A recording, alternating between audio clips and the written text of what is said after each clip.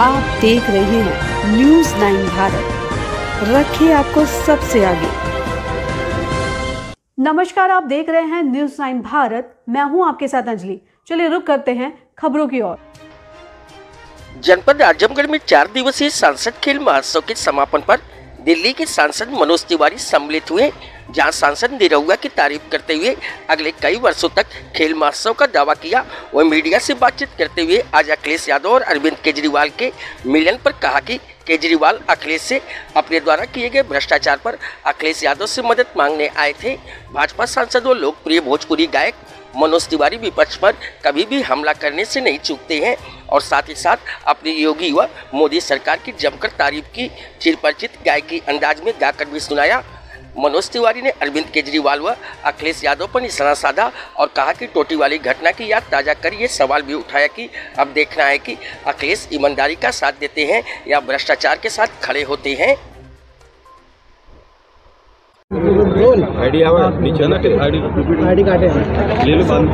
सबसे पहले तो आजमगढ़ को बारंबार प्रणाम है और हमारे छोटे भाई, हमारे प्रिय भाई, गौरवशाली भाई दिनेश लाल यादव निरहुआ के सांसद बनने पे जो खुशी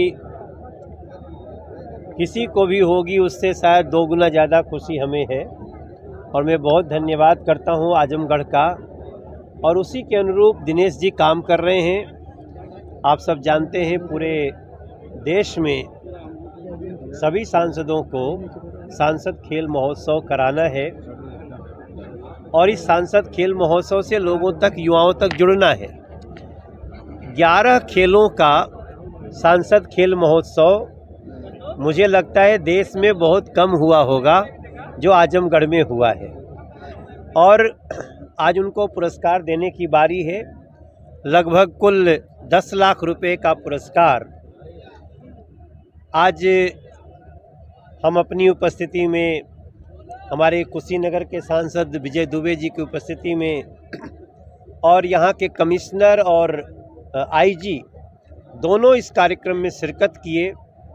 ये सब बताता है कि दिनेश लाल जी एक अच्छे कलाकार के साथ साथ अब एक सधे हुए राजनेता भी हो गए हैं, क्योंकि दोनों पटरी ये राजनीति में जनप्रतिनिधि और ब्यूरोक्रेट्स दोनों को साध के रखने से ऐसा परिणाम निकलता है जिसको आने वाले वर्षों वर्ष तक लोग याद रखेंगे।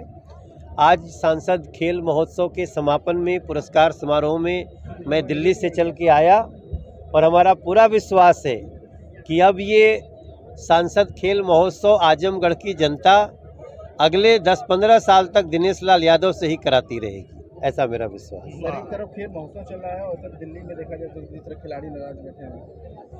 नहीं, आज उन खिलाड़ियों को देखिए, वो खिलाड़ी जो उनका इशू है, उन इशू के साथ हमारी केंद्र की सरकार हमेशा सहानुभूति रख रही है। इसीलिए एफआईआर हुआ, इसीलिए केस की जांच हो रही है।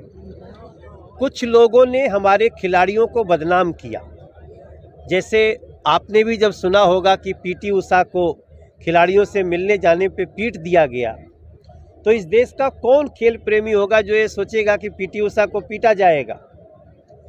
तो ऐसे में उन खिलाड़ियों के कंधे का कुछ राजनीतिक लोग दुरुपयोग करना चाह रहे थे। कल बहुत अच्छा हुआ, खिलाड़ियों ने इस बात को समझा है। आज खेल मंत्री के साथ उनकी लंबी मीटिंग हुई है।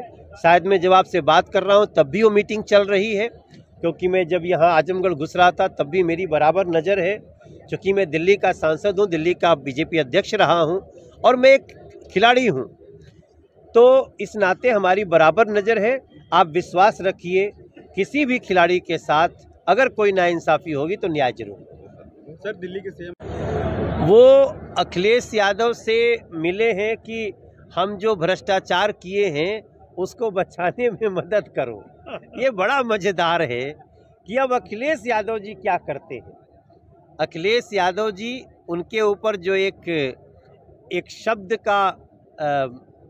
शब्द का आरोप लगा है, वो हम बार बार बोलना नहीं चाहते, टोटी से संबंधित है। तो सही में अब ये देखने की बारी है कि अखिलेश यादव जी भ्रष्टाचारियों के समर्थक हैं या भ्रष्टाचारियों को कानून विधि से उनको सजा मिले इसके समर्थक हैं। मैं बड़ी बेसब्री से इंतजार कर रहा हूं कि अखिलेश जी क्या करेंगे। 24 में कह रहे हैं कि बीजेपी का 7 खून माफ, उनके नेताओं का 7 खून माफ है, तो इसको कैसे देखते हैं सर, इस बयान को? कौन? पूर्व मुख्यमंत्री अखिलेश यादव। नहीं, देखिए अखिलेश जी को अच्छी तरह समझ लेना चाहिए कि भारतीय जनता पार्टी संविधान के अनुसार चलने में विश्वास करती है और न तो जात के आधार पे, न तो धर्म के आधार पे न हम भेदभाव करते हैं और ना तो किसी को करने देंगे। अगर भ्रष्टाचार है तो जीरो टॉलरेंस, अपराध है तो जीरो टॉलरेंस। और ये मनोज तिवारी भी किसी दिन अगर कहीं गलत फंसे तो हमारे साथ भी वही होगा जो सबके साथ है। 24 में आगाज होने जा रहा है नई संसद भवन का, किस तरीके से उसकी तैयारी कर रहे हैं? वो तो हो गई बातें। वो तो देखिए, नई संसद जितने कम समय में इस देश ने बना करके दे दिया नरेंद्र मोदी जी के नेतृत्व में, दुनिया भर की आंखें फटी हैं। और अभी तो नई संसद है। पहले जब हम और दिनेश जी और विजय जी बैठते थे तो अचानक मान लीजिए पता चला कि अरे मेरा लोकसभा अध्यक्ष मुझे टाइम दे रहे हैं और मुझे अपने क्षेत्र की कौन सी समस्या रखनी है। अब हमको बाहर भी निकलने की जरूरत नहीं है, हम उसी जगह वाईफाई से जुड़े हुए क्षेत्र की बातों को उठा सकते हैं। जहां अखिलेश यादव जी ने इस आजमगढ़ का एक भी क्वेश्चन नहीं उठाया, वहीं आज निरहुआ दिनेश लाल यादव इस क्षेत्र का, मुझे लगता है हमको कहने की आवश्यकता नहीं है जिस लेवल पे एक। और देखिए, दिनेश यादव एक बहुत रिस्पॉन्सिबल पर्सन है। गायक की छवि, अभिनेता की छवि उन पे बहुत हावी है, लेकिन जो एक सुंदर इंसान की छवि है, जो एक स्वस्थ व्यक्तित्व की छवि है और जो सबका साथ सबका विकास करने वाले की छवि है, दिनेश लाल यादव को आजमगढ़ का बहुत लंबे समय तक नेता बनाए रखा। नहीं सर, मेरा सवाल ये था कि 24 में जो नई जो हो रहा है आगाज आगामी चुनाव को लेके मैंने ये कहा था कि अच्छा, वो तो 400 सीट से ज्यादा होगा इस बार। बस आजमगढ़ साथ दिए रहे और अपने दिनेश लाल यादव निरहुआ जैसे सेवक को पिछले बार से भी ज़्यादा मतों से जिताइए। अपने सेवक का आपने इस एक साल में देख लिया है, आगे इसको रिन्यूअल करके इस सांसद खेल महोत्सव को आगे करवाते रहिए, अपनी सड़कें बनवाते रहिए।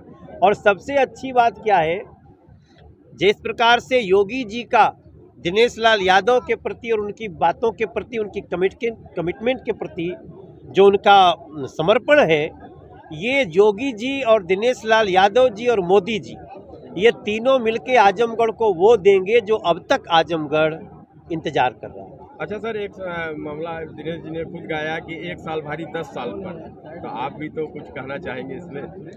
नहीं, मैं उसका समर्थन करता हूँ कि ये 1 साल 10 साल क्या, मुझे लगता है अगर पीछे जाएंगे तो शायद वो 70 साल पे भी हावी हो जाए। तो आजमगढ़ में आए हैं तो बिना गुनगुनाए तो आप जाते नहीं, तो कुछ गुनगुना भी दीजिए। नहीं, मैं तो इतना ही सिर्फ कहना चाहता हूँ कि वो कहते ना, हम लोग एक गीत गाए थे कि जनता ने उमड़ के बोला अब रंग ले बसंती चोला, आजमगढ़ की गली गली का विकास होगा शोला, तो आजमगढ़ उमड़ के बोला अब रंग ले दिनेश के संग बसंती चोला। हमारी यही शुभकामना है मेरे भाई। और कई चीज़ें मैं समय के साथ बता रहा हूँ, आपको पता चलेगा, जो निरहुआ जैसे एक व्यक्तित्व में छुप। गुड्डू भैया का आगमन हुआ है, आपसे निवेदन है कृपया आप भी मंच बनाने का कष्ट करें। आप समस्त अतिथियों से निवेदन है कि कृपया आप मंच बनाने का कष्ट करें। अभी के लिए फिलहाल इतना ही काफी। बने रहिए हमारे साथ। छोटी से बड़ी खबर जानने के लिए न्यूज़ 9 भारत पर अब चाहूंगी इजाजत। नमस्कार।